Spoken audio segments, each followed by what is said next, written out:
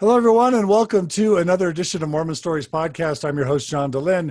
It is May 3rd, 2017. I have had an incredibly positive experience over the past week or so, interviewing several people to talk about the transgender Mormon / post-Mormon experience. Of course, we interviewed Kimberly Anderson. She was wonderful.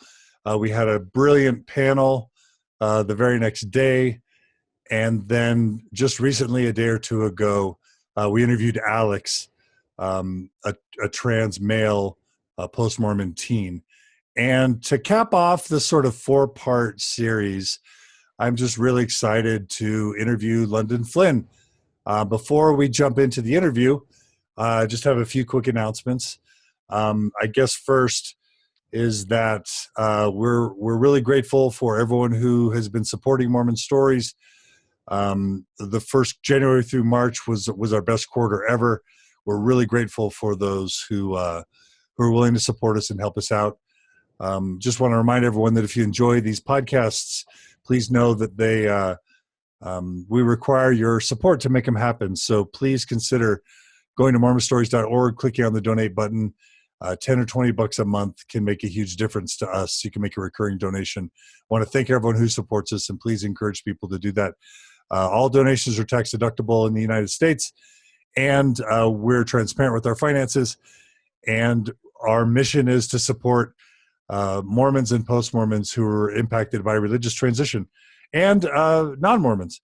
And so if you believe in that mission, if you believe in what we do, if you like this programming, please consider supporting us. In addition, we have several events coming up that we love to have people sign up for.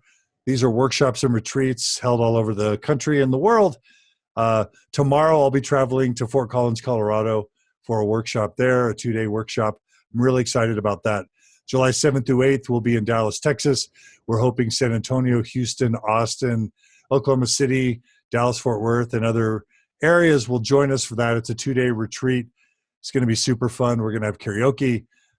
We are going to talk about healing and growth, about mental health, secular spirituality, healthy relationships, raising children, communicating with believers.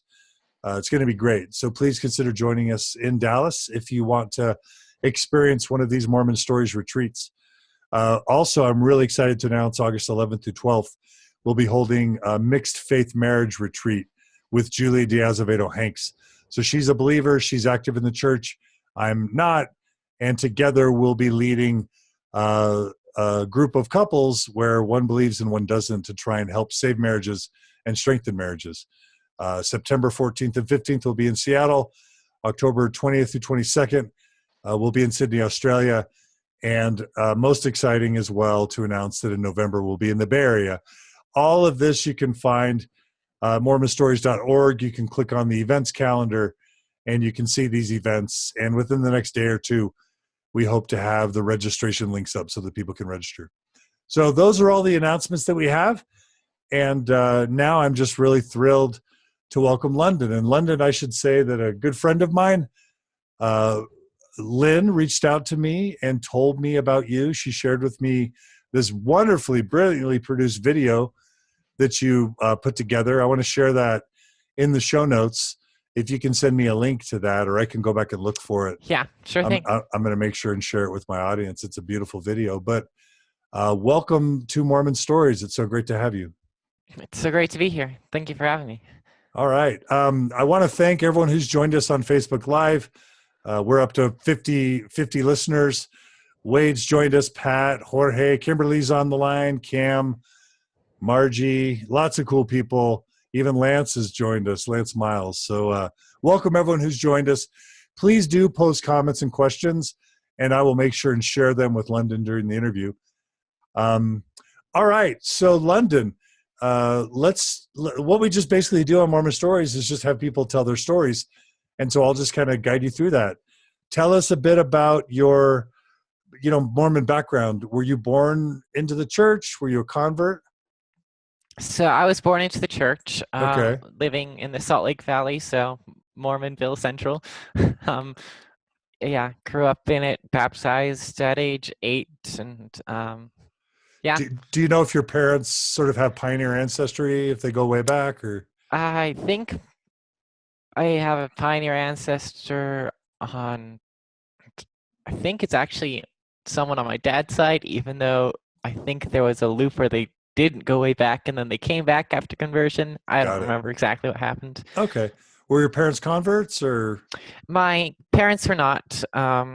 My grandparents on my dad's side were, and I don't know how far back my mom's side Okay. goes. So your parents were born in the church as well. Yeah. Temple marriage and all that? Yep. Okay. Do you have any siblings? I have two siblings, a brother and a sister. Okay, Uh, where are you in the birth order? I'm the middle. My brother's the oldest, and I have a younger sister. Okay. And you were raised in Salt Lake Valley? Yeah. Are you comfortable saying what high school just so we kind of know the area? I was actually homeschooled Oh, cool. throughout Okay. that. So, All right, great. Homeschooled. Okay. And so were your parents pretty active and faithful in the church sort of when you were growing up? yeah, very much so. My mom was definitely much more of a leader than my dad. It felt like growing up, but they'd both go to church every Sunday and active in their callings. They still do. Well, They did. they used to. Okay, okay, My got it. dad has since not, but Okay. my mom still does. Okay. So your mom's still active and maybe a believer in some way. So do you remember positive or negative Mormon experiences growing up as a, let's just say as a child and as a preteen? Was it a good experience? Did you like the church? Did you not like the I church? I felt like I should like it, but I did not.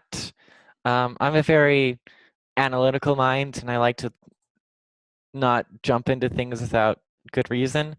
And I always struggled with the church with pointing out logical flaws, and instead of, I don't know, as a child, instead of facing that, I would always just put it off until I was older. Um, but it always gave me this feeling of not really being fully comfortable during church meetings or church activities, and kind of shaming myself for that. Okay. So let's talk just about your experience in terms of how you experienced your gender as a child. Can you remember sort of the first time you sort of experienced some type of dissonance? Uh, Very young, the first time I remember it, but uh, I actually remember the first time I remember thinking about it a lot, though I know it happened beforehand, was the first time I ever took a bath by myself without having, parents bathe kids so they don't drown themselves. Um, I remember vividly thinking about it then and not being comfortable with my own body. It's one reason growing up I'd always want to take bubble baths. Oh wow. Yeah, So you as young as what, 3 or 4? Is that yeah. I you're mean, you're just young as feeling I can remember. you're feeling discomfort with your body, Yeah, and so you prefer bubble baths? Wow. and I hated changing in front of anyone else. If I ever could avoid it, I would. Okay. Um, and yeah, And as you started to grow, did you start feeling uncomfortable with sort of, the activities or expectations that were assigned to, you know, yeah. I mean, it's not necessarily the activities that were assigned to males that I was uncomfortable with. More, I was uncomfortable with not being able to do things that I more felt could express myself that female would more do, like makeup or dresses or that sort of thing. That would be very shunned for a male to do in the church. I mean, I do enjoy some more stereotypically male activities. I'm actually an Eagle Scout, and I do enjoy robotics and video games and programming. Um, and that's, I guess, kind of an aspect of my upbringing that I'm glad to keep. sure. Um, but what were the things that were most uncomfortable for you, or that felt off, or that you most desired to take part in behaviors or expectations as you were a child and a young teen? Well, I guess one thing that felt off is every time there'd be any gender separated activities such as young men's and young women's in church, I always felt like I was the wrong place, or um, I'm not quite entirely sure if I'd feel that now in any women's place, just because of how I've been thinking over the past year. But I that was probably the most uncomfortable, and that was scouting and other male-led activities. I was very uncomfortable. Okay. So you were Also, uncomfortable. dances. You were Dances uncomfortable were in the worst. scouting. Yeah, I What mean, were you thinking and feeling in scouts? it wasn't necessarily the activities. I mean, learning about first aid and survival skills, I liked that, but I just didn't connect with the guys very well at all, and wasn't into the type of things they were into, mainly sports related, which I could care less for, and didn't didn't feel there was anyone else like me there. Yeah. So weren't into sports, weren't into the guy stuff. What were the stuff you wanted to be involved in that you felt like you couldn't? You said wearing makeup. Anything else? I, growing up, always especially wanted to go to a dance dressed as uh, in a dress, and being able to have that, which is quite fun, by the way. Yeah. Uh, that Yeah. was one thing of mine, but I don't know. It's less of the activities itself that I felt barred from, and more just a sense of self that was off, and wasn't able to look myself in the mirror for long periods of time. I wasn't comfortable with who I was. So and sometimes the word dysphoria is used. Some people don't like that term. They say it's pathologizing. Is that a term you use I or don't? I use it. I From what I've researched about it, it seems a very real phenomenon that happens with gender dysphoria, where you do feel uncomfortable as the gender you're assigned at birth. And I definitely have felt that, and it's extremely debilitating. Um, I would seem high functioning. I'd learn a lot. I'd do cool projects. I'd get an Eagle Scout, but inside it wasn't all the way there, and it was hard to stay motivated. The only reason why I was able to do those things is I would always tell myself I would actually face my dysphoria and deal with it once I could, once I was a legal adult. Okay. So what's that like over time as a child and then as a teen to just constantly be experiencing that dysphoria or that dissonance? How does it wear on you? What does that do to you? It definitely wears on you, and it can be confusing. Um, because it's hard, even after feeling so much discomfort with who you are. When you're so down on yourself, it's hard to take confidence in who you know you are. And so, like, first time I came out to a friend, I wasn't too confident about who I knew I was, even though inside I knew, just because I had felt so often that I just needed to be who other people told me I was, and that for some reason they knew better than I did, um, which was really hard. So when you came out, how old were you? Was this the first person you talked to about it? The first person I came out to, yeah, I was probably 16, 17. Okay. So it hasn't been too long. Um, You're 19 now? I'm 19 now. Okay. Um, So it's been 3 years since you first came out to someone. yeah, Who is it that you, if you're comfortable sharing, who is it that you, was it a friend? You don't have to say a it name, was but a friend like, of mine okay. who I had known through my homeschooling circles, where we do classes together from different tutors. Or Not so, your parents though. not my parents were, but my parents were not the first person I came out to. What Um, kept you from wanting to tell your parents first?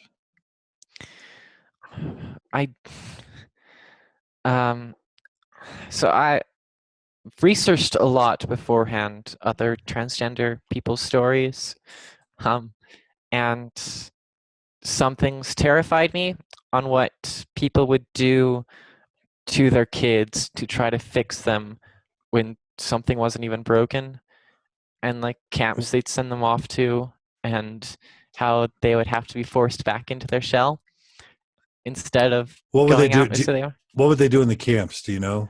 Conversion therapy, I've heard horror stories of like shock therapy and worse that I don't know if I really feel comfortable talking about the things they Sure, do to try to sure, fix sure. them. I mean, most of it was just psychological abuse or making them doubt who they are. That's one reason why I didn't want to come out to my mom, or especially my mom. It was more my mom and dad when I was younger, but they have since gotten a divorce until I was 18. Not because I don't love my mom and I don't trust my mom, but I was scared and I didn't want to be forced into that sort of position where I could have done that. Was uh was her, and this isn't to bash on religion, but just to describe how religion plays into this dynamic, was the fact that she was maybe more believing, more religious, was that a factor that made you That feel was concerned? the main factor. I mean, everything else, my mom gives me a reason that she loves and supports me, but because she also supports a religion that can teach that being transgender is such a horrible thing to be yourself, that it wasn't necessarily that I knew she would be that way, but I knew she had gone every week to an organization who had done terrible things to people like me. Right. So even just by association, it made you worried. Yeah. What what messages do you remember, a point in your experience with the church where you heard messages that you felt were attacking to who you felt you were inside? They were very infrequent. Honestly, it feels more like a topic in the church they try to avoid Right. More than actually. invisible, right? Yeah, they don't. The message is most of the things I found out from personal stories where things had happened to people going through similar experiences to me, but then having a bad experience with the church that doesn't get out into the public eye in most Mormon circles. You actually have to go searching for the stories to find them. Um, and but in day-to-day life, I can remember uh, some of my friends saying things about other people about how they're just confused with their gender instead of they actually know who they are enough to say who they are and show who they are, even in front of adversity. Um, and it was more small things that built up over time and with the big things hidden. Okay. Never any like overt messaging. Probably I don't think the transgender experience has ever been mentioned in any of the times I've ever attended church. So my guess is you wouldn't feel so much an overt attack unless you heard like the proclamation on the family be read where they say gender's eternal. I mean, a pretty proclamation of the family, I'd hear that quoted so many times on researching other people who on them saying how transgender is bad, but there's really nothing in there that attacks uh, someone being transgender. And in how I see it, your Be, gender may be a part of an eternal identity, which I don't believe that will live forever, but it may be, and it may be part of your current and future, but that doesn't mean someone could be assigned the wrong gender at birth from who they know they are inside. Um, Especially with how much genetic variability there is in people. Growing up, I would do a ton of research into that, like people who are born with two X chromosomes and a Y chromosome, and tons of different intersex conditions, um, which wouldn't make sense if you could only be born one way or another, and how you're born also determines who you are inside, which isn't the case. Right. So genetics, biology, the intersex experience just sort of like made it obvious to you that things were more complicated than just a black and white binary male or Yeah. female, right? And since coming to accept myself, it is very obviously not binary. Many things I'm learning now are much more complicated than I thought they were before. Right. And from our panel, our transgender panel, I remember both of the believers basically saying, I believe gender is eternal, and then they said they're going to be eternally whatever gender they express as right now, or identify with right now. And so I see what you're saying, that the proclamation of the family doesn't necessarily need to be read as anti-transgender, but I think But a lot of it people often interpret it that is. way. Yeah. Yeah. I think a lot of people talk about it as though it is, right? And think of it as though it's basically saying whatever you're assigned at birth, that's what you got to stick with eternally. Which, yeah. I mean, apparently a doctor in their religion is more authoritative than a priest or yourself. Anyway, yeah. Or, right. Like, you mean like a bishop or a general authority? Yeah, or even themselves, like finding out who they are personally, that is not as important as just what a doctor happened to say when you were born. Right. Exactly. Right. Got it. Okay. That's what you mean by doctor, the Yeah, whoever delivered you and declares your gender, right? yeah. Okay. So, as you were in your teen years, were you trying to be spiritually connected, to try and gain a testimony, to pray to God? I was, honestly, I thought I believed back then. I would only let myself tell myself that I believed, but most of my trying to be spiritual and cope with this was more out of shame than anything else.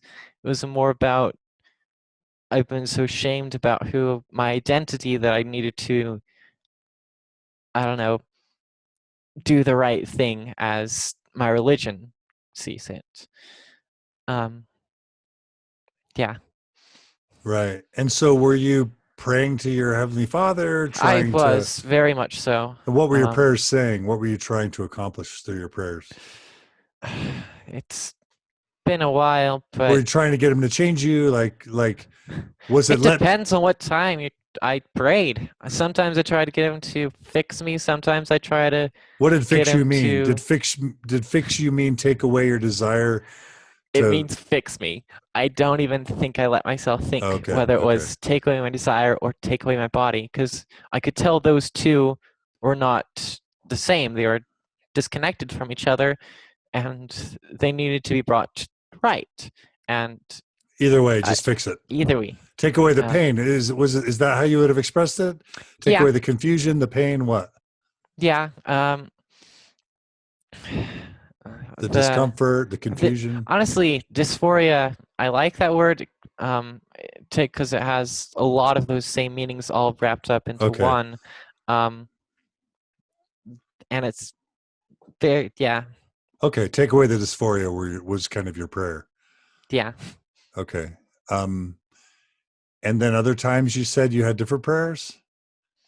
Other times I would, I don't know, just pray for having other people understand as well, and Mm-hmm. just having people in God's church, because I was praying to God, which um, uh, to understand and actually address this instead of just have some rules in the church that nobody talks about unless they need to be brought up.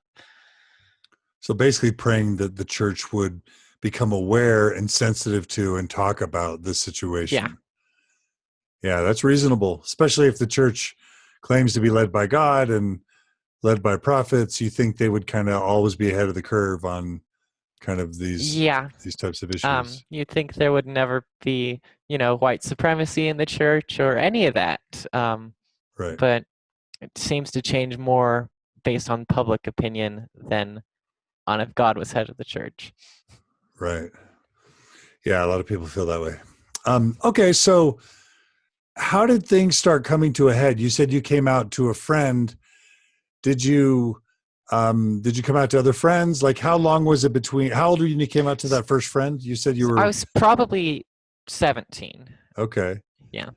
And did you just say I'm transgender? Did you say I wish I were female? Like what did you Yeah, how did you word it? it was I worded it terribly, I think. I don't remember what I did Sure, sure, exactly. sure. It was like I wish I was a girl sometimes, which was all the time. It's just sometimes I would forget about it when it's dysphoria isn't as bad. But yeah, Okay. and So this friend, um, growing up, I did theater and I played like a if you've ever seen A Midsummer Night's Dream, there's a sure. play within a play where one of the actors who's a guy plays a character in the play within a play who's a girl. And I did that growing up. I actually tried to get that role even though I was originally cast as something else and got it. And I also Wow. spent other Halloweens dressing up as a girl What for was that like a like to few be able years to in a play row. that? What was it like to be able to play that role on stage? What was that like for you? I was good. I remember someone telling me around that time, like, London, which is my birth name, by the way, you make a great girl. I'm like, thank you. And it was very awesome. Part of it with that role, though, is most of the time it's cheesed up and made more high pitched and comedic that I wasn't as comfortable with. And I just wanted to look like a girl instead of like a cheesed up guy in a dress. Um, so the criticism I got in my role was I wasn't guy enough, I guess. Hmm. So overall, was that great? Was it hard? Was it both? It was good. Overall, Okay. it was good. Uh, Okay. I mean, I don't know about outside experience facing and whether it was positive or negative overall, but internally, it's what I needed. And what did that give you? What did that experience give you? What did you need from it? I, that was the first time to really dressed up as a girl in public or whatever. I was probably like 11 or something at the time. Oh, okay. This is a children's play because um, maybe I was 13 or 12, somewhere in Sure, there, sure, but sure. um, I don't know. It didn't make things seem so far away. I don't Hmm. know. It kind of grounded some realism on, yes, this is who you are, looking at myself in the mirror or seeing pictures of me. Got it. And you said for Halloween you dressed up as a Yeah, woman multiple for times? multiple times, Which yes. characters? Um, Mainly just as a woman, but um, not like one time I went as Juliet or whatever, just because I had a Shakespearean costume. My mom actually taught Shakespeare for a homeschool group, Oh. so I had. Did people ever give you grief or question like why are you doing Yeah, this or what's wrong or for sure. Um, it was a lot of that, especially from the people who I thought then were my closest friends. Um, and some wouldn't talk to me at all like that. And the ones who wouldn't haven't really talked to me since I came out. hmm, Um, were they religious? yes, Hmm. everyone I knew growing up was religious. I mean, if I went to a school other than being homeschooled, I mean, I did know a decent number of people. It's just this community was such a way that everyone in it was Mormon. And I it was difficult to find someone who I trusted. And I this friend who did also grow up in this community, and I also have someone else who did as well. And actually, the girl who edited the video that you've seen was from that community as well. Um, it it's great being able to talk about them afterwards about how even though we felt alone, we weren't. And or when I came out at 17 to one of them having a friend, I could talk about it and who's not going to blame me for anything. So you were able, you had a community in your circles that felt populated by I people that wouldn't were even safe. I wouldn't say it's a community because no one in the circles knew about each other. Um, I'm only finding out there was people now. Um, at the time, it felt like there was no one. It felt like everyone's perfect Mormon and everyone's not queer in any way, or which finding out now is not the case. But Okay, you're finding that you're learning that in some of your circles there were people who were struggling with different aspects of their Mormon experience, just yeah, like you were, but no one felt comfortable talking. yeah, there was no, yeah, I don't think there was, if there was, I was definitely not in it. There was no one who would criticize the church in any way or talk about things in a serious nature that has to do anything against church teachings. Yeah, isn't that crazy when a culture makes people feel like they can't talk to each other in vulnerable, candid, honest ways? Yeah, I was only, it seemed like the monopoly on semi vulnerable honest communication had all to do with praising the Mormon God. Um, and anything else from that of real conversations that you wouldn't tie back to him and you kind of couldn't with how the doctrine was set up just wasn't talked about. Wasn't discussed. Yeah. And so lots of people kind of suffering in silence and fear, but staying silent Yeah. when they Um, could have been a support to each other. yeah, Yeah. which I don't know how much they could have. I mean, Yeah. if we tried to, you know, meet years ago and actually talk about these things during that time, I don't know if we've been able to actually keep it up without being parents finding out and not liking it or something. Yeah. Yeah. That kind of puts this kind of gag order slash pressure cooker on kids, right? For sure, which is so disturbing in my mind that they could do that. Uh, Teaching something as unquestionably true is dogma, um, and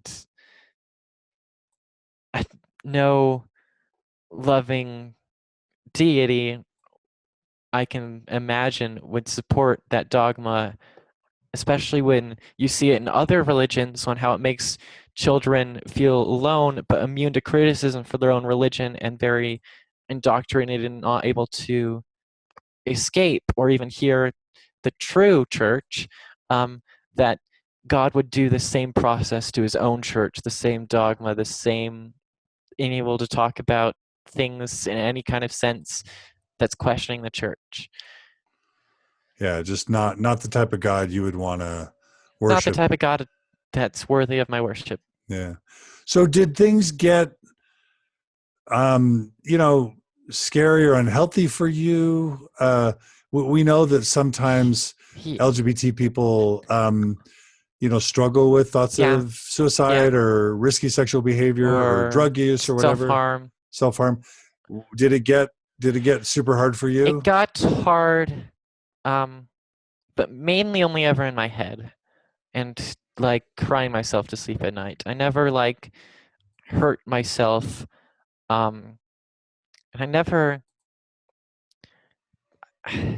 with suicide. I knew I couldn't live fake for much longer. Couldn't Mm-hmm. live pretending to be a guy, and so when I set myself sort of arbitrary, sort of not goal of 18 anywhere in the year of being 18 to deal with that. I kind of decided I knew I couldn't live as a guy. If I believed the Mormon church, I was going to believe everything of it that I'm supposed to be a guy or something like that, and that there is an afterlife. And I would rather go live in that afterlife than and I couldn't live on if I thought that was true. But otherwise, if I actually discovered myself and found out who I was the other way, I just live that instead, see where it took me. Okay. But it did get to the point where you were crying yourself to sleep at night. Yeah, well, rarely. Most of my depression was much more numb than sad. It's more I didn't feel anything and I would more just Mm, stare at a wall. Recently, I've been able to cry more about even superficial things, which has been kind of amazing to feel the whole scope of human emotion, uh, which I was not able to before. but for a long time, you just kind of emotionally shut down. Yeah. Okay. Yeah, that's not fun either, right? Yeah, it's not fun. Yeah. So, um, was 18 the big age then? Well, how did things start to so change for you? at 18, I was when I turned 18, I was getting it ready to do this robotics competition season where I was the only programmer on the best robotics team in Utah from Utah, just saying anyone out there, we were the best. Even if some of the team members aren't the most accepting, they were the best team. Mm-hmm. Um, and so I was told myself I'd finish this competition season before things, uh, yeah, before I moved on because I knew I wouldn't be able to work with the team again afterwards. Um, so at the last day of competition,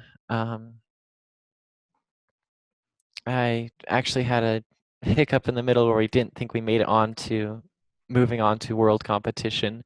Um, and I actually had a nightmare of having to face who I am sooner than expected because we were Mm-hmm. almost planning to go.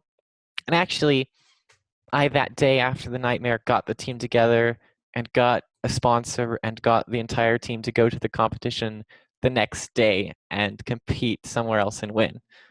Um, Hmm. and then we went to the other competition.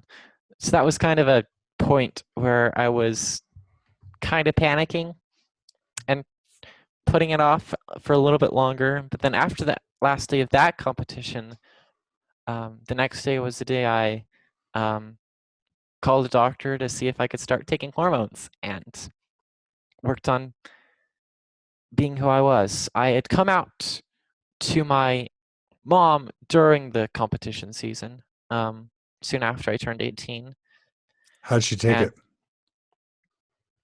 she was surprised. She took it pretty well. Um,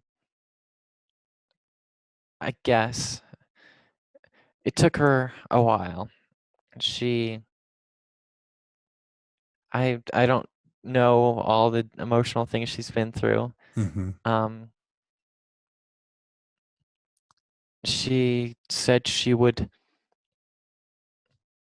The one thing she would never do is help support me with transition related procedures or anything like that. She'd help nurse me back to health afterwards, but wouldn't ever give me that kind of support. So when you were Which having, which those if you were to have procedures, surgery or hospital, she didn't want to. She felt like she couldn't and participate in supporting you in I that. don't know exactly why that is. Maybe she doesn't want to hold herself responsible for making me infertile, or maybe she doesn't want to hold herself responsible for doing one of the most unforgivable sins in the church. If you read the handbook on what you do if someone's had SRS, sex reassignment surgery, um, What does it say? sex reassignment surgery. No, but what is the Oh, consequences? the consequences are you're immediately excommunicated, um, and if you ever have a change of heart later, you can be baptized, but only by first presidency permission, and no temple for you for the entire life. Right. What do you think about that policy? It's very, very strict and very ill-educated and very if you actually learn about gender dysphoria and what can help get rid of it and help people live happier lives, it's moves against that, and it's entirely extreme. There should never be one act, even if it was something actually bad instead of just something that helps people find out who they are. Nothing should be a never join again. I mean, nothing short of you might get a death sentence for it. Um, You're saying which, that the church shouldn't be excommunicating people or cutting them off. yeah, I don't That's not see why they logically or emotionally would, other than just prejudice against people who've done that and not being willing to listen to them. Or, yeah. some people just say it's not very Christ-like, that Christ didn't run around cutting people off and excommunicating them. I'm Period. not sure if Jesus Christ was ever born, so Right. sure. Yeah, but I mean, yeah. But for you, then it just isn't. It isn't very kind or ethical. Yeah, not ethical at all. Okay. I mean, I probably could be legal. Churches can do that sort of thing, choose who's members or not, but it's not right to do that kind of discrimination of people just doing something that makes them more comfortable in their own bodies. Right. Okay. So, how did it feel to have your mom sort of draw some boundaries and say, "Well, I'll help you in the recovery, but there are certain things I can't help you with." Was that hard? One of the hardest things about coming out, if not the hardest. I mean, I lost friends, well, people who I thought were friends after coming out, and I went through tons of things in the past year, but that was the hardest. I talked to her once after that, and how I'm like, I don't, I'll work for money to know that I can do it, and then I'll do it myself if you can't support me. But it's not the whether you can or not, or whether you did or not. It's whether you would or not that Mm-hmm. really matters to me. Um, and she said she would, and later said she wouldn't again, and then she Mm. hasn't gone back on that. So Oh, so sorry. she she can be supportive as a mother and supportive buying clothes or purses or selling me one,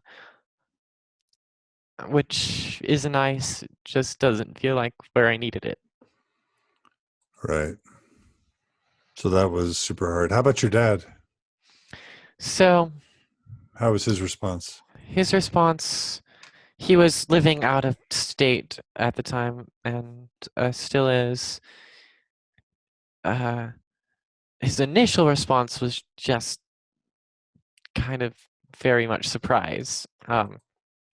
Didn't expect it at all. I kept myself hidden. Um, and after that, after mainly the surprise wore off, it took a few days. It felt support. My dad was worried about me, like my mom was, and worried about limiting opportunities or making sure I know that this is right for myself, or and all of that, which is, I guess, a parent's place. But my dad was on board much more quickly and much more wholly, I felt. And did you associate this with him being maybe a little bit less religious or less believing? I'm not sure. My dad kind of left the church after I did. Um, uh, he was probably less believing for sure and had his doubts for a while, but still held on to it to a small extent until he saw how the church treated me and how it didn't need to be true. And um, letting go of letting go of that, I think, is a strong thing my dad did, and definitely helped him get perspective. What was the strong, just supporting you Letting more? go of religion to support me and to just move on. So for you, you felt like your dad kind of had to choose between his faith and supporting you, and he I and he chose supporting you. Yes, he probably was on his way out anyway of the Hmm. faith, Hmm. but I'm still glad he supported me. Yeah, yeah. Okay. So after coming out to your parents, any other important milestones in your transition that you want to mention? There's a lot of people that just have no idea kind of what things you have to consider, what the options are, and Right. um, and you don't have to like we. One of the things we learned from Kimberly is that people need to be really careful not to be asking inappropriate, detailed, explicit questions that you wouldn't ask a straight person or a cisgender person. Right. Like, so I'm Which not asking. Oh, go ahead. I'm more generally open to share those sorts of things. Not that I'm yeah, Okay. which I just find some people don't know how to phrase a question right and it can sound rude, but they are genuinely curious and I kind of want to be the one so I can tell them so they don't ask that question again to someone else. Okay. So what were the important considerations for you or milestones that you are comfortable talking about that you had to So consider or think about? the next milestone after coming out to my parents was doing what I needed to do to get on hormones um, and starting that. What are the hormones What called? the hormones are not entirely It, sure. is it It's like estrogen? it's estradiol or something, form of estrogen and spirulactone or something. That's a form of testosterone blocker. Okay. Um, and after you've been on it a while, it doesn't take too long, about as long as I've been on it, your hormone levels are balanced at what they would be of a typical male or female, depending on which way you're transitioning. Um, effects of hormones, at least from my experience, male to female, um, different people's experience, even within male to female, may vary, especially with age. Um, it's a little bit easier to transition while you're young than older. Um, one is softer skin. Voice doesn't actually change by hormones, but it changes through practice and um, use, which isn't really tough practice at all because I feel more natural talking like how I do now than how I used to before. So you had to kind of train or practice a Yeah, little to bit. train my voice, I look up YouTube videos of people who do that sort of thing and kind of talk to myself some nights in voice I'd rather have, which now comes much more naturally to me. Um, I think I would have developed a voice much more similar to this had I not tried to deliberately change my voice to fit in while I was younger. Sure. Um, yeah. Uh, other things, if you're young and go on hormones, you might see breast development if you're going male to female. Um, Also, things change in the pubic area that's you can Google and research about because there's quite a few things that change. And one of the things is fertility. You are often infertile once you've been on it for a while. You might be fertile again after you stop taking hormones. Might not though. Right. Um, So there's so risks. There are keep that risks in with mind that. before you start hormones. If you want to have a child, set that aside beforehand. Personally, I did not, though I do want to have a child, but I'm not regretting my decision. I'd prefer to adopt than bring a new child into the world that doesn't need to be there. There's already kids without parents. Hmm. Um, Right. so that's what I personally do. Um, What yeah, about the transition in terms of family and friends, kind of notifying them and handling that coming out So broadly? after my parents, I came out to my brother and sister. My brother was actually on a mission at the time. Oh I wow. came out over email to him on his mission, which I'm good friends with my brother now, and I was good friends with him before I left on his mission. But after the email, we were not friends for a while, and Hmm. he said some nasty things that he has since apologized for, Oh, which while he was on his mission, while or he was on his mission, okay. which he has apologized for. It was very difficult at the time. He was one of them ones I was more scared of an overtly hostile reaction, but things change with time, and I was actually surprised in how little time it took for us to bond again. Um, Once he got home. Not immediately. Picking up at the airport, he'd give everyone else in the family a hug and gave me a handshake. Um, Hmm. it took a bit of work after that. So you transitioned while he was on his mission. Yeah, I mean, transitioning isn't It's a not a one and single done. thing, right? Right, I right. went full time trying to present as a girl, close to the end of his mission, Mm-hmm. but still still am transitioning. One thing I'd like to mention about transitioning is gender dysphoria goes away. At least it has in my case. I mean, except very presenting yourself as who you are, you actually do feel better. Gender dysphoria, I do like because you can find evidence for it being genetic or at least epigenetic, and root causes, and it actually being debilitating. But on top of that, it also being treatable through transitioning, and not through conversion therapy that generally makes it worse. But the pain doesn't always have to be there, Hmm. which is awesome. Oh, that's great. Megan asks, has your overall mood completely changed since since beginning your transition? For Um, sure. how's it affected your mood? Um, Very drastically. Uh, Much higher highs of happiness. Mm-hmm. Almost what feels like sadder moments where you're broken down, but it's actually better because I feel like I can care about it again, and Mm-hmm. I can actually feel like I care about things. I feel much more real through my transition. I don't know how much of that is being on hormones versus just not being depressed anymore, but either way, I feel so much better. You feel way better. Yeah. That's great. And it's not like it fixes all your problems. I mean, Right. you'll still like suffer through a bad breakup.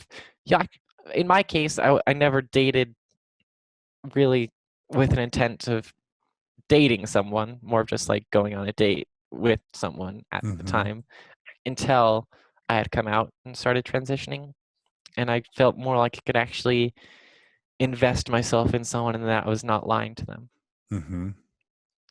Um, yeah. I was talking about how I'd come out in general.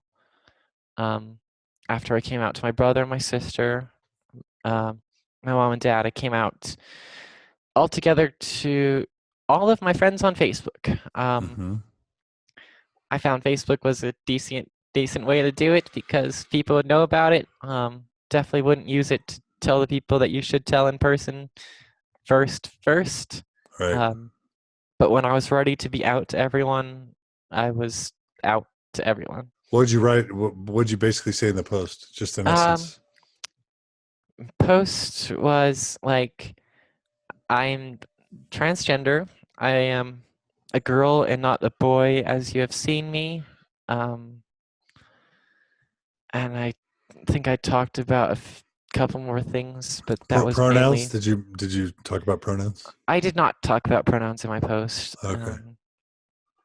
Uh, yeah, Okay. I didn't also talk about name change because London is almost a more feminine than masculine name, but either way, it's gender neutral. So I'm happy to keep my name. So that wasn't a conflict for you. You didn't necessarily have too many negative associations Yeah. associated with your name. I mean, growing up, I had sometimes been sort of teased about having a girly name and Mhm. having we know other girls with the name, but I mean, it's like I was completely okay with that growing Yeah, up. I was a tiny bit confused because I don't think I've ever known a boy named London. I know one, and then I know like three other girls named London, Yeah, yeah, but no as in met or heard of. yeah. I've met several London females. So, Well, the city of London was named after the town Londinium, which is named after a guy whose name was Londinium. oh, So technically, originally, it was a boy nice. name, but Okay, cool. This is going to be like a really ignorant sounding question, but I know that there are groups of people who have thoughts like this. So I like asking these types of questions, acknowledging that they're kind of ignorant, but wanting to make sure we talk about the stuff that people think and wonder and try and right. disabuse people. So if somebody were to say, "Oh my gosh, she was given sort of a feminine name and that made her, you know, question her gender," or that sort of, thinking, what would your response to that be? Um, Very much that's not actually what happened, and with the research we've seen, which isn't enough to be conclusive yet, more studies are required, but is very determined that your identity often develops either from your genes or from the hormonal environment of being grown in a womb, and has takes an effect um, more before your name you ever even learn your name.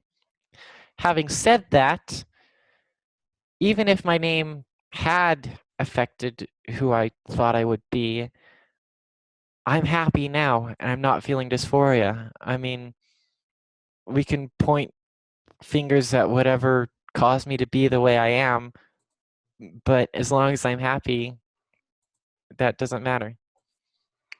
Right. Yeah.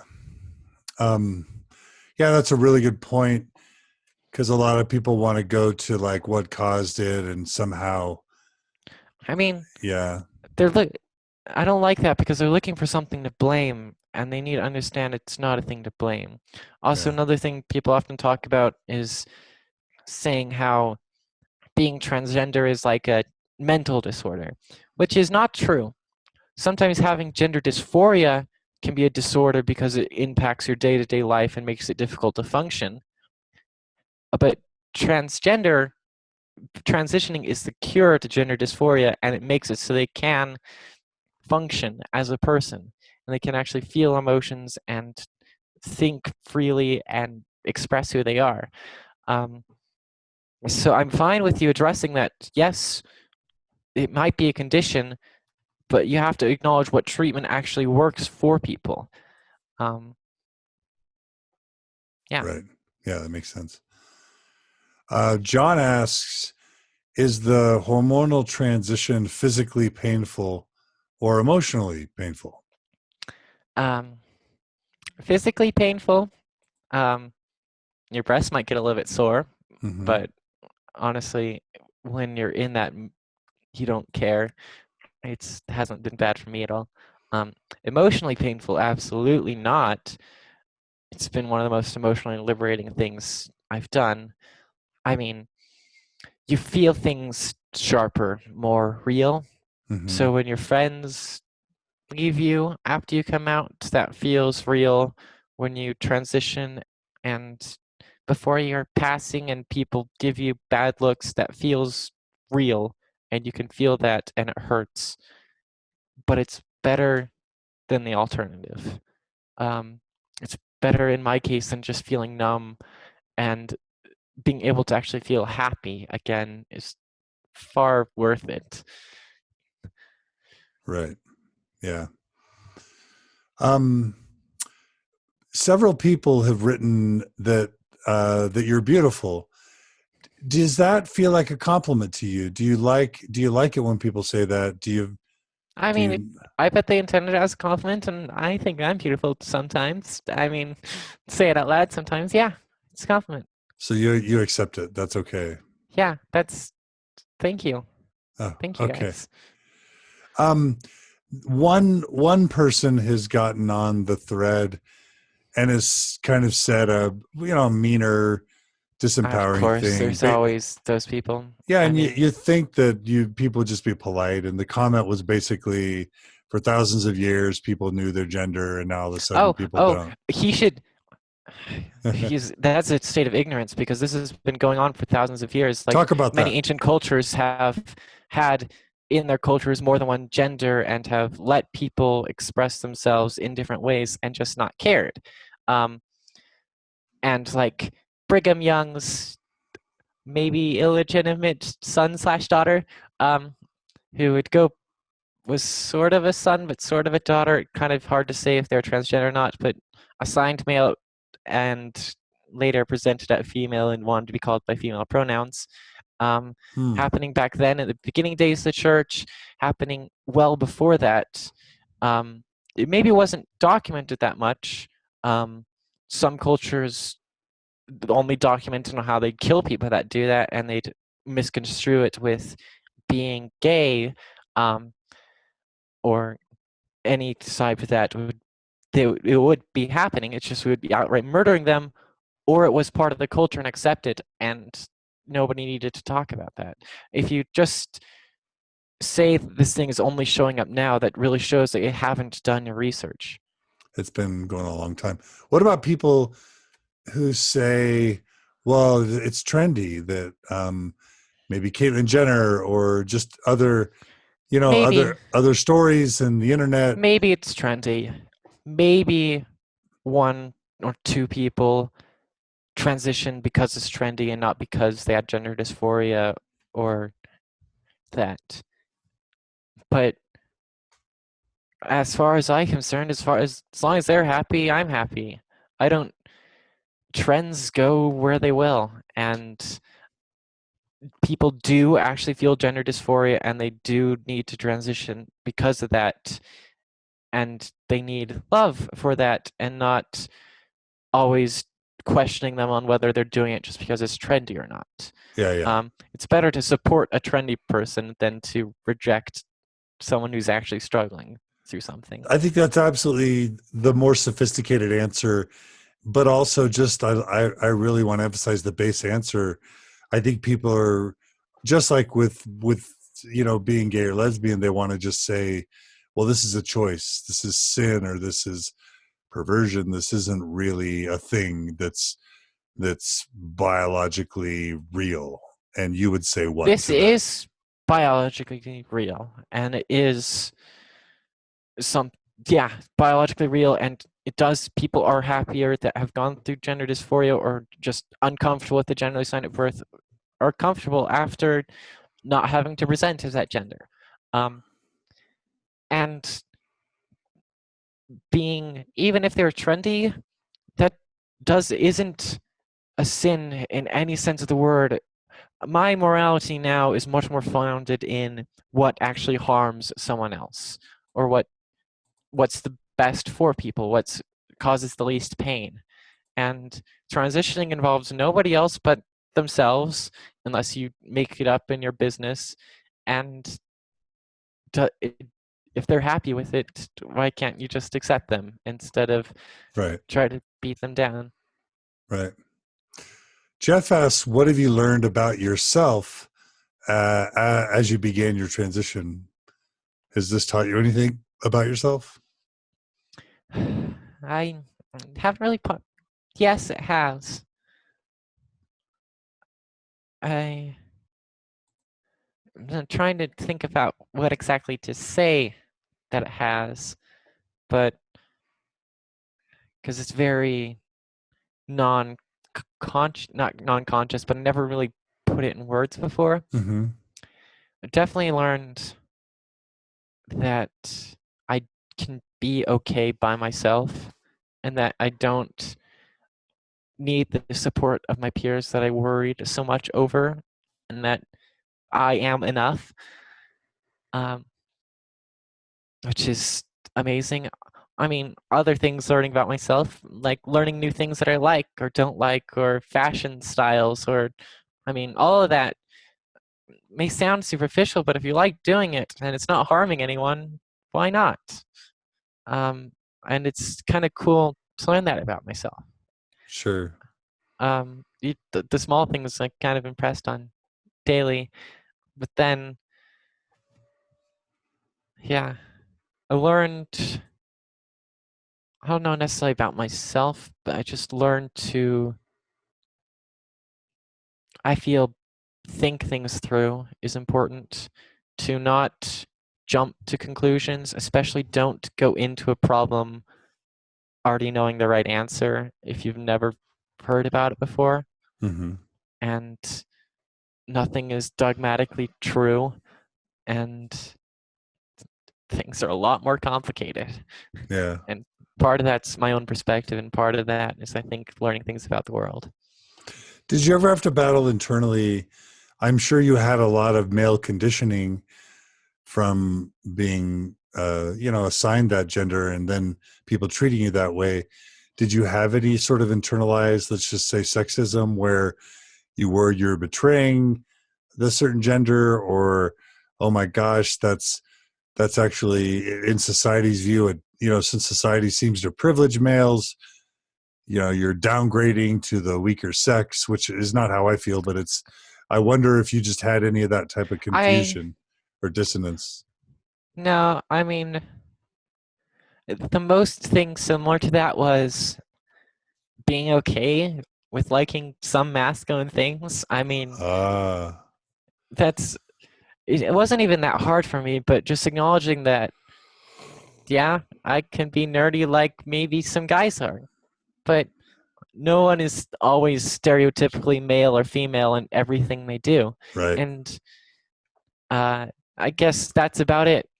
I never looked down on men or women. I was told and kind of went through a process where my mom originally thought I was this way because I had a bad view of men, which isn't true. I don't want to be a woman because I think all men are despicable. I just want to be a woman because I'm a woman, and guys are great, and I sometimes hang out with them more than I hang out with girls. Um, yeah. Yeah. Are you comfortable talking about your sexuality, like in the sense of like Yeah. So, which gender or both are you attracted to? uh, currently, I say currently, though it's probably going to stick this way. I'm definitely far more attracted to women than men. Um, I wouldn't call it binary one or the other in my case.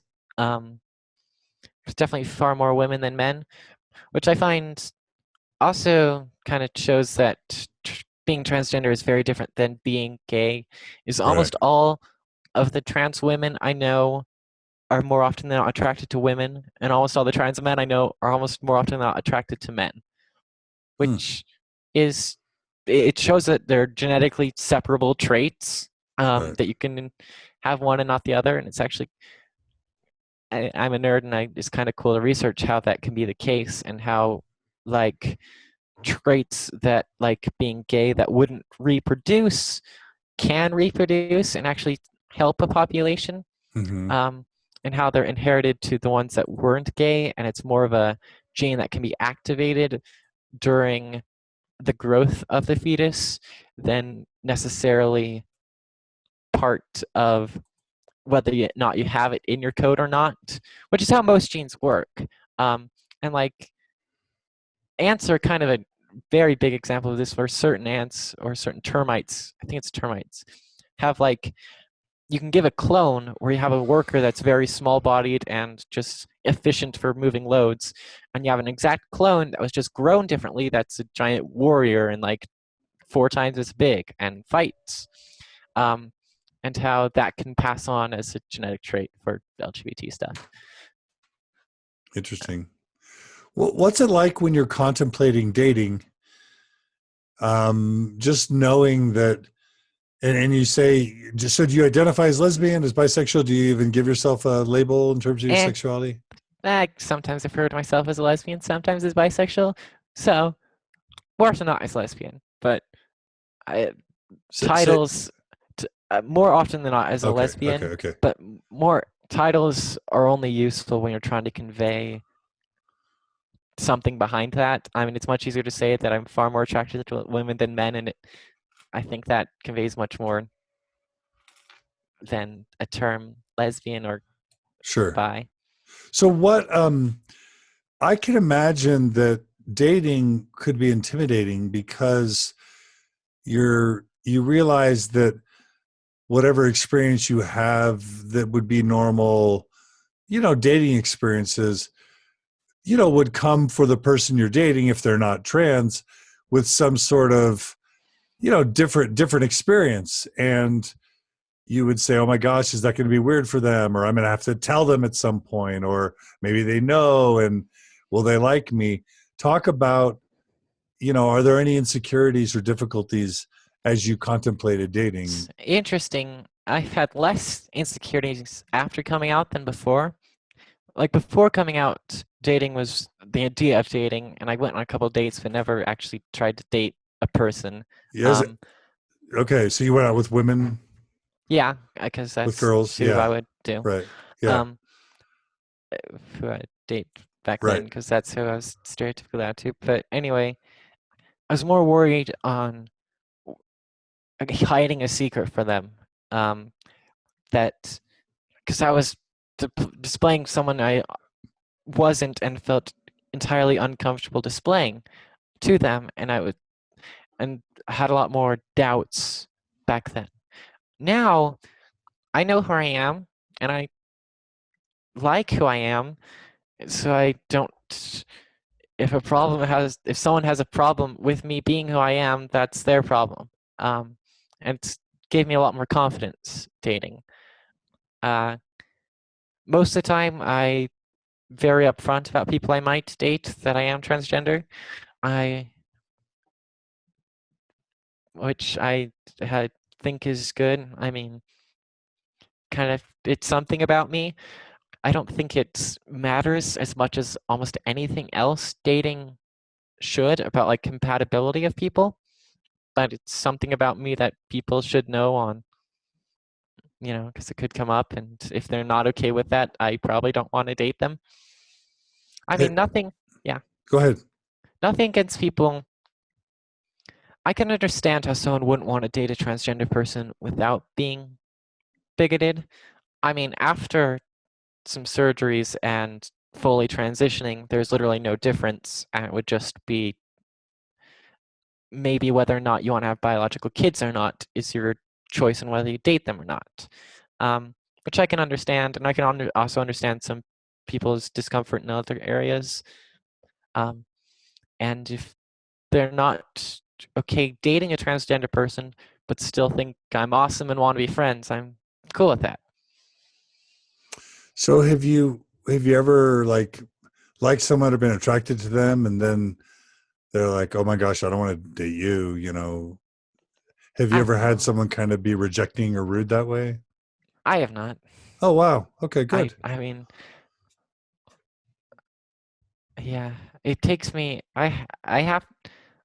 It takes me a while to date someone. To I have to. I generally want to feel whether or not they at least see me as a friend or might be interested in me or not before I really date them too much. Right. Um, so that hasn't really been a problem. Yeah. You kind of get to know somebody first before you even consider that.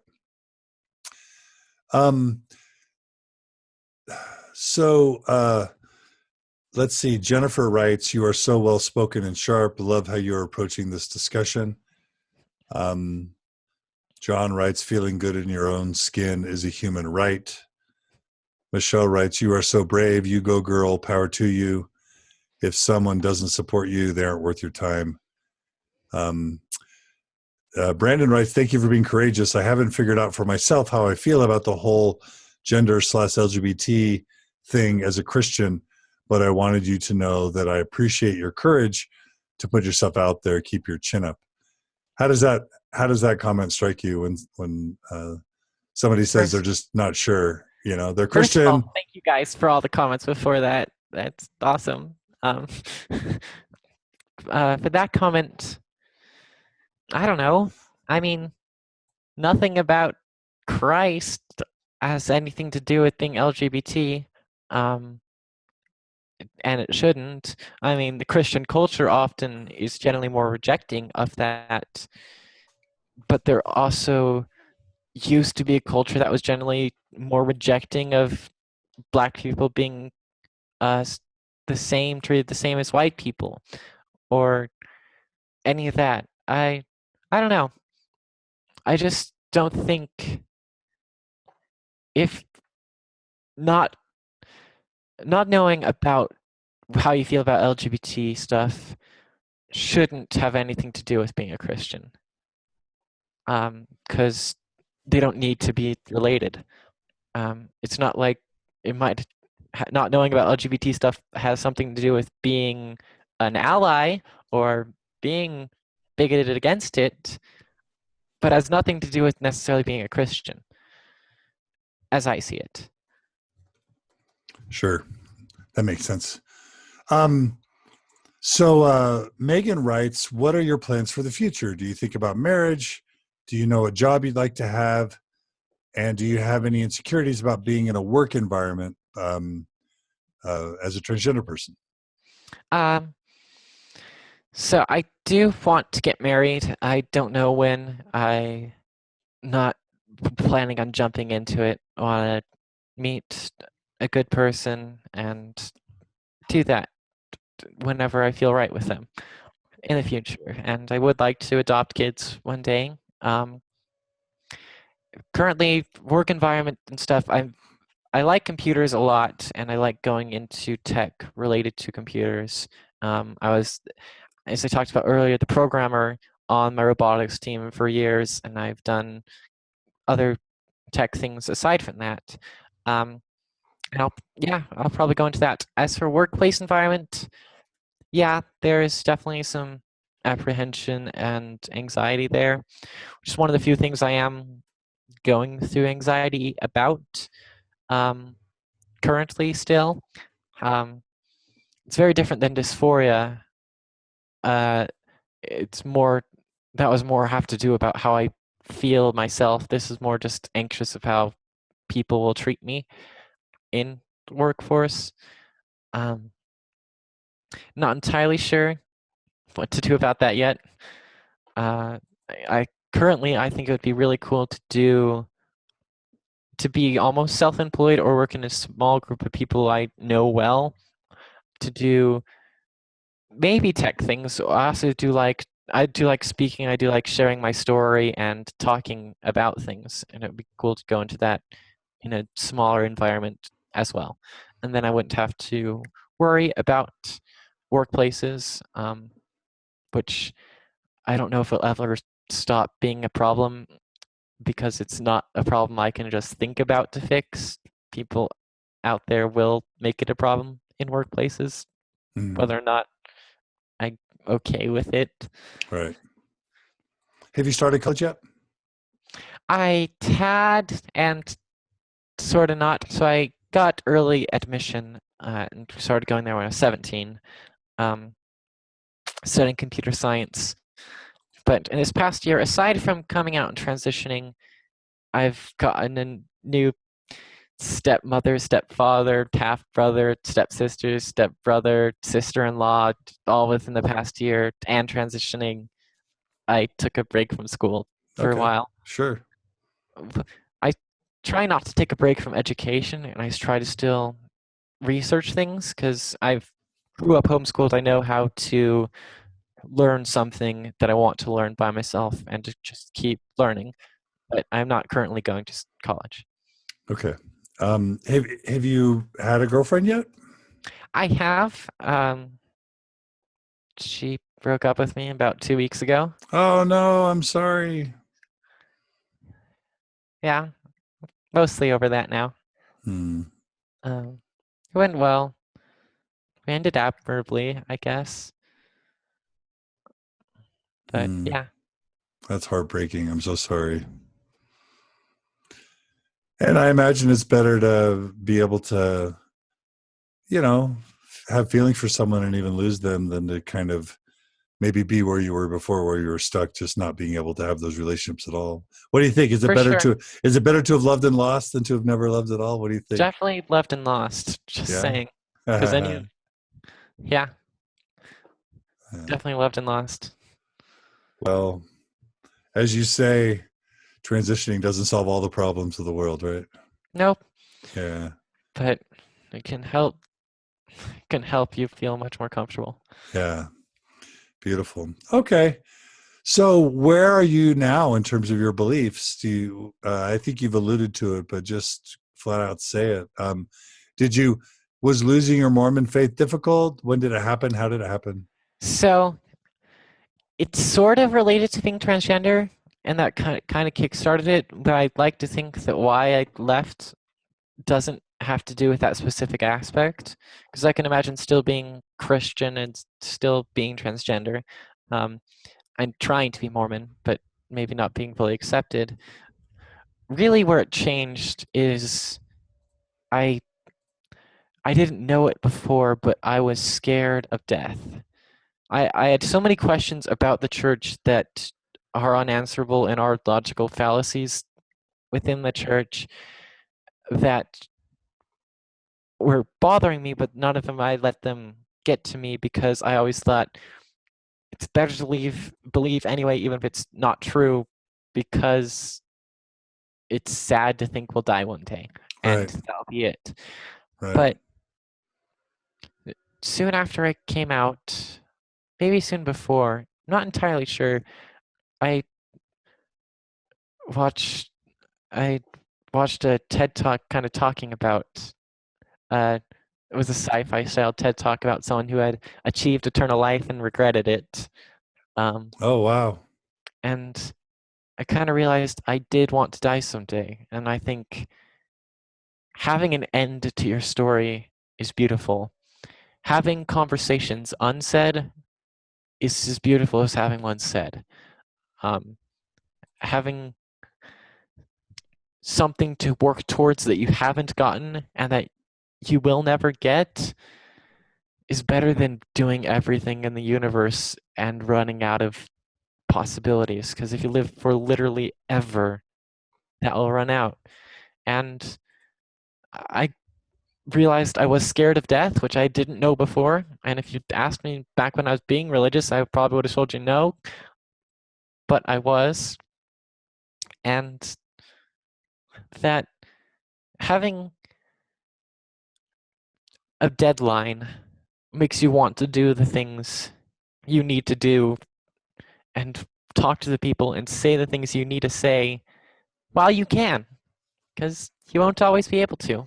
And life's not fair, and not everything will be made right, but that's okay. It's better that way because it makes you have to work for it to make them as right as possible. It's not going to be given to you. You have to actually do it while you can. Hmm. Wow. It sounds like that's some serious work you've done if that was a major fear of yours. And now you're feeling more reconciled about death. For sure. I think that's kind of a major accomplishment for a 19-year-old. I don't know, probably for a 47-year-old too. I, yeah, I don't know. Yeah, I'm So, not scared of it anymore. so for you, there's no God then and no afterlife. I mean, I was maybe there's a God. I don't think it's a God of any of the religions that indoctrinate children that's on this earth. I don't think God is a human because of how human evolutionary biology works, and other logical fallacies found within God. I don't even know if God is still alive, but maybe there could be a God. It's just not proven. So that's an atheist where I don't believe in a God, but it's also agnostic where I don't know if there is one or not. Mm-hmm. There's often misconceptions on the term. You can be an agnostic atheist, Right. and it's you can also be an agnostic theist where you don't know if there is or not, but you choose to believe anyway, or you can think you know that there is a God or not and be a Gnostic theist instead of agnostic. Right. But yeah, so I'm in agnostic atheists. Okay.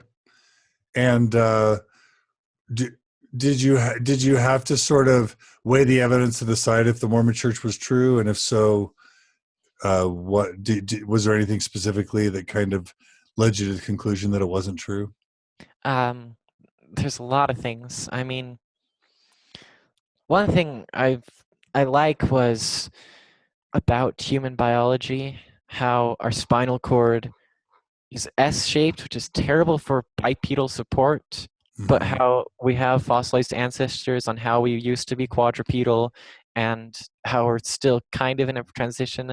Also, our sinuses aren't as well built standing up as they were laying down, and so we get sniffles and stuff more. And also, our throats kind of changed with voice boxes making them so we couldn't swallow at the same time we breathe, and so many other Mm. things that humans aren't, and how it's just what we were to be able to survive, that we're not. I can't see a perfect human form is a contradiction. If Mm-hmm. something is perfect form, it's going to look nothing like a human. So that's one of the many things that doesn't hold up with the LDS Church. Um, but mostly it's just they don't have anything that does hold up. The burden of proof hasn't been proven at all, and most of their beliefs is not about believing it with evidence. Like you find hundreds of places in the Book of Mormon and throughout the Old and New Testament of the only time God will give actual evidence of his existence is by brutally torturing and killing people. Like I'm thinking of 1 Nephi 21, verse 26, where God will tell him he will make people eat their own flesh and drink their own blood until they're drunk on it, and then they'll know that he's the mighty one of Israel. Which is a fear tactic. It's a manipulative meme that goes on because if all dissenters, it's like, you better believe anyway, because if you're wrong, God will torture you. One, the type of God they're trying to present wouldn't do that. And two, that you can't make that impossible bet because it's not like there's one God that could be true. There's so many different variations with thousands of religions and thousands of unmade religions of gods you can create, that most of them are jealous of any other God. And so if you believe in the wrong one, you're doomed anyway. Um, so it's and other fallacies like that that I see the church displaying that I still dealt with because I thought it was better to believe anyway because I was scared of death. Right. But now for you, the Mormon God just isn't a God you want to believe in. I mean, it's a logical fallacy and doesn't exist because it's contradictory and Right. like perfect human, for example. Um, yeah. Plus, reading, I have to say, I've been reading the scriptures more since I left than when I was in it because I can actually look at it unbiasedly and see the things, see the construction of memes over time. Richard Dawkins' books like The Selfish Gene and God Delusion are amazing, by the way. And actually reading them as kind of semi-historical texts, as I see it, the Book of Mormon does display some history. I just don't think it's as old as most people think it is. It's also very plagiarized, like off of the Great War. Look up the Book of Mormon and the Great War if you want to. The Great War was like all of Alma's wars and copied wording and all that. Anyway. Right. Right. Okay. So for you, this Mormonism doesn't make sense. Yeah. I Yeah. mean, I can understand how people would believe it. I was there once and I see the tactics they use to convert people and the type of culture that they make that makes it so hard for people to leave. Um, so I do get it. It's just, I also can look at it objectively, I feel. Right. There was a question right at the beginning um, that I wanted to ask, and basically, I'm guessing this is going to be a bit of a tricky question to answer, may even border on offensive. it was basically, and I'm not seeing the question now, so maybe it disappeared. But I think what they were basically asking was, if you what do you do if you know someone who you suspect is transgender? How do you kind of reach out to them and show them support? Hmm. It's And I know that's a difficult fraud. I because know that's a fraud question, right? that's difficult because before I came out, I wouldn't want people to out me in any way, but I would Right. want support for being out. So it's almost, don't ever assume they're transgender if they haven't told you. So just, yeah, okay. But be with of transgender people with other people to try to make them feel safe. Um, but you can't read their mind, and even if you could, that's an invasion of privacy. So just try to support them without trying to get them to come out to you. So for you, it wouldn't be good to say, "Hey, I know your secret, and oh, I want you to know I love and support you." Yeah, That wouldn't be something you'd maybe just recommend. someone saying, I know, I love, and support you would be good. And just like, yeah, but knowing But my secret is when I don't want them to know. It's not, yeah, yeah. okay, Maybe other um, people would be different, but I would play on the safe side. okay. Someone else just writes, what advice do you have for parents and friends and family members, school teachers, just general advice on how to be fully supportive of trans individuals? Work on pronouns quickly. Um, it's I can understand when people slip up, but it's so much support when people even just like say she, um, and just that I almost feel just makes me feel really accepted. Um, and it can be different. Like parents, I think actually supporting your child through transition related things is important.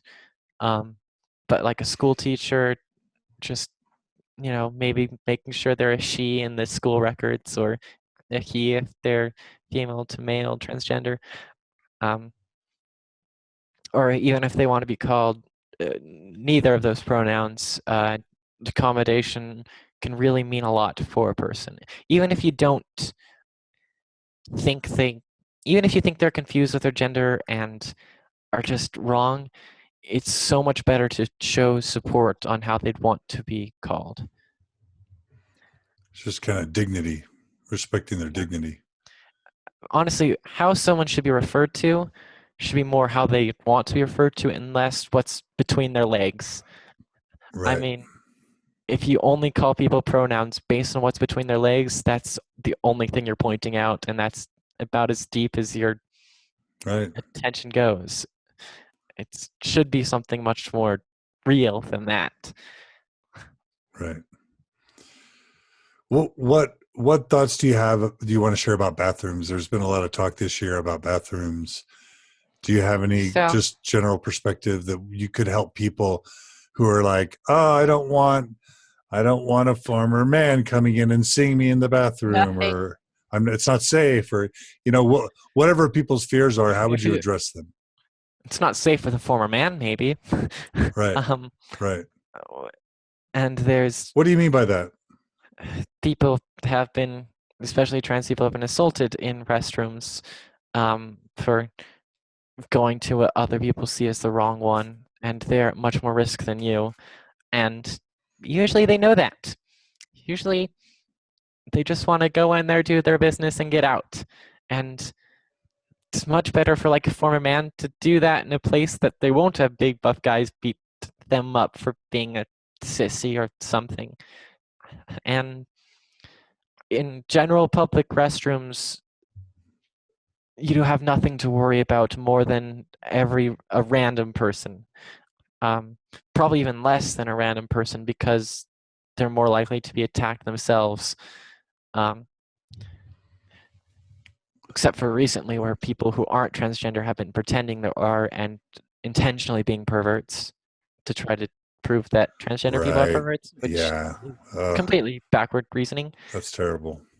Um, Do you feel comfortable going to a women's public restroom I do. I mean, I'm more and have you had passive any? than some other transgender people are. I haven't had any problems. Most people, I think, out and about can't even tell I'm Mhm. transgender.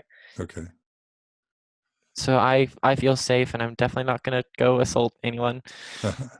Right. Okay. So, somebody asked, is there any advice or suggestions you would give sort of an active believing Mormon? Um, I think the question was yeah, how can an active believing Mormon be don't supportive? active believing Mormon. I think good advice for anyone is don't assume you know everything. Don't assume you know everything about that person or what they've been through. And don't assume you know they're just doing this because of a trend instead of that's actually their hurt trying to pretend on a face. Actually, don't jump to conclusions about people. Um, and also advice for people in general.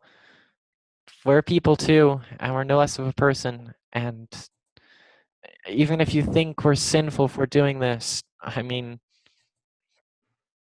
that's no reason not to treat us with dignity and to just leave us be or even respect our pronouns, because it's much more important to address how someone is in their mind and support them than it is to point out what's between their legs.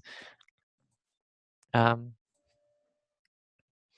I don't really have any advice specifically to active Mormons other than don't be afraid to question why you're active. It's questioning is almost the best thing someone can do, because when you do something without questioning, you can go into some pretty flawed reasoning and do some pretty disgusting things. Yeah. What would you say? Let's just say there was a top leader in the church listening to the podcast. What would you say to a Mormon prophet or apostle?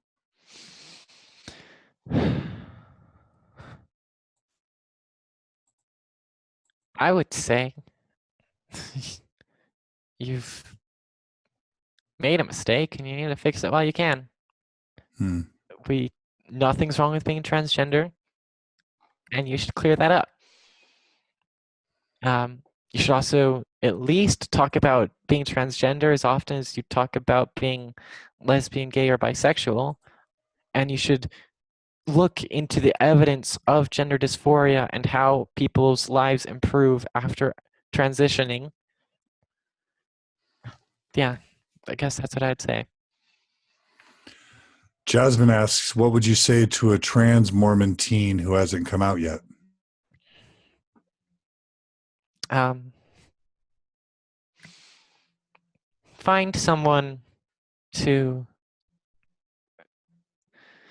talk to someone in the community if you can. It can be difficult sometimes in Mormon families to do that. I'm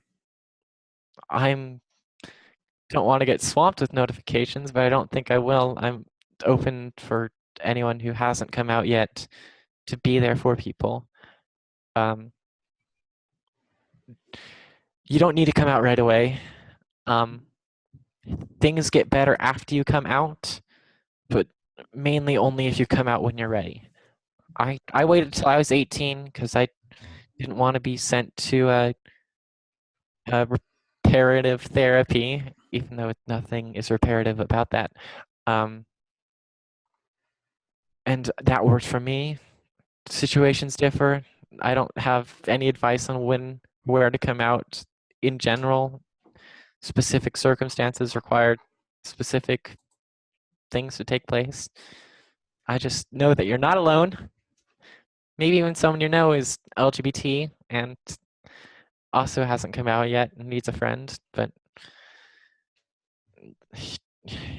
it's hard to reach out to them because they're not out yet.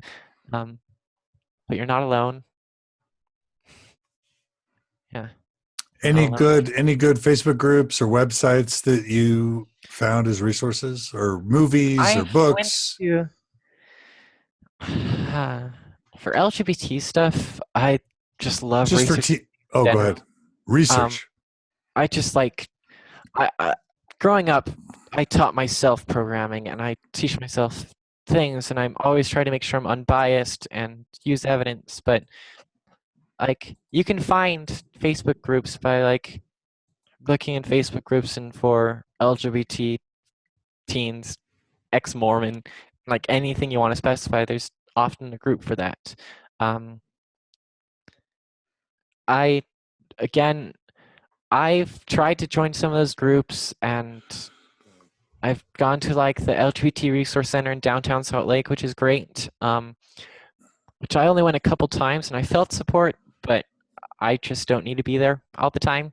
Hmm. Um, Also, if you're going to the University of Utah, there's they have their LGBT something as well.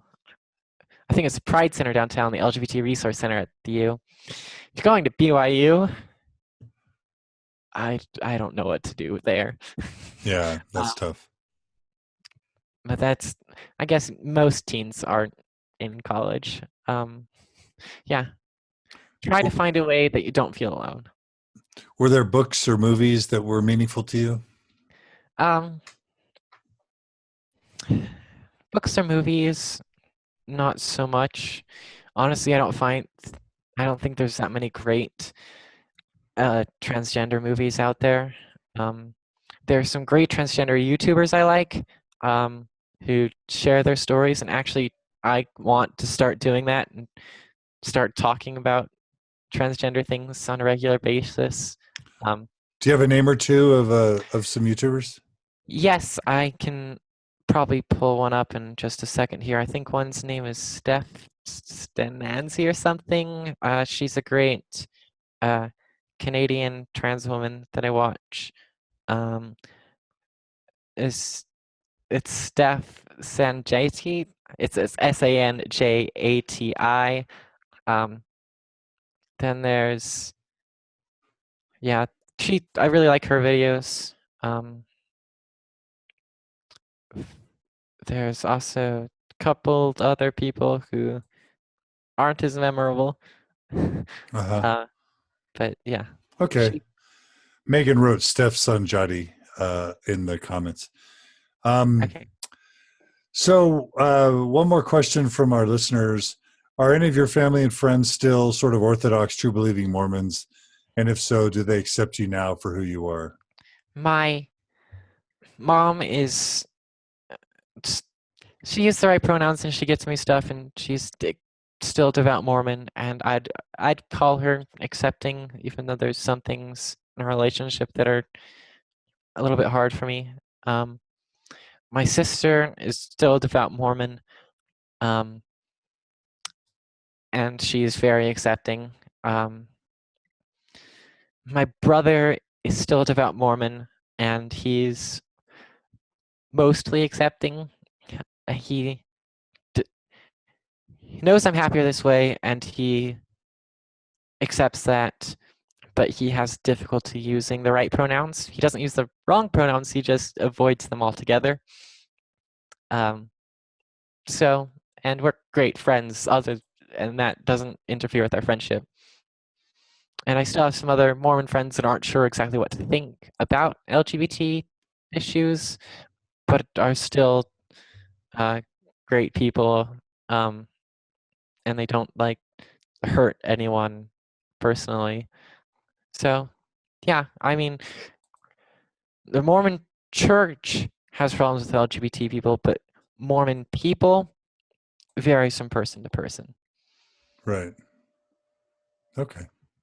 All right. Well, London, I can't thank you enough for being willing to tell your story, to be vulnerable, to face these questions, in some ways, even to have your privacy invaded. But I can tell you really want to increase education and empathy and understanding, and I sense that that's why you're willing to do an interview like this. But Yeah. I and my listeners find you to be really thoughtful and wise, for a 19-year-old and just for a human. So I just want to thank you for your willingness to come on the show. Thank Any you for any final? Usually, the way we end Mormon stories is have people quote bear their testimony, but when we say that, we just mean their philosophy of life or what they believe in now or right. their values. Is there any I mean, final testimony you'd want to offer about I what you really believe don't in? like testimony because it's often being forced to say something in church. Testimony has a bad connotation because being forced to say it causes some cognitive dissonance, because even if you didn't believe what you said, but you said it anyway to everyone, so maybe you do actually believe it, and it causes, and also having everyone else say it makes you think you do believe it even when you don't, and it's kind of manipulative. Right. Um, but leaving with some last words, Yeah. just don't feel alone. There are other people out there. Thank you for having me here. I, I really thank you. I really do want to educate people and try to increase understanding. And it's so great to get out to a big audience. Um, and yeah, keep on keeping on. Nothing lasts forever. And that's why you should do what you can now and not wait. Doesn't mean act before you're ready, but work on getting ready. I love it. Beautiful. Okay. Well, London, please do email me a link to your little short video. I'd love to share that Will do. in the program notes. And again, thank you for coming on. I want to thank all our listeners. We had great questions and comments today. So I want to thank everyone who joined us through Facebook Live.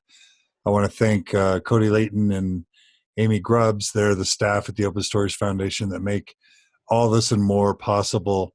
I want to thank everyone who donates and supports the Open Stories Foundation and Mormon Stories. We depend on your support to stay alive. So if you value this stuff, please go to mormonstories.org and make a monthly donation. 10, 20, 30, $40, whatever you can afford, can keep the lights on and allow us to keep providing this kind of programming. So thanks, and please do support us. And if you have ideas for other programs, please do email us with ideas. Let us know if you like what we're doing. We love your feedback. And don't forget to check out our events at mormonstories.org/events to know when we're coming to your neck of the woods. And if you want us to do an event where you live, just email us and let us know, and we'll schedule something if there's enough demand. So again, thanks everyone for checking in. London, you're wonderful. Thank you for your time. Good luck with everything. Thank you. Good And luck with everything. thank you. And everyone else, just please join us again soon on Mormon Stories. We appreciate your listenership. Take care, everybody.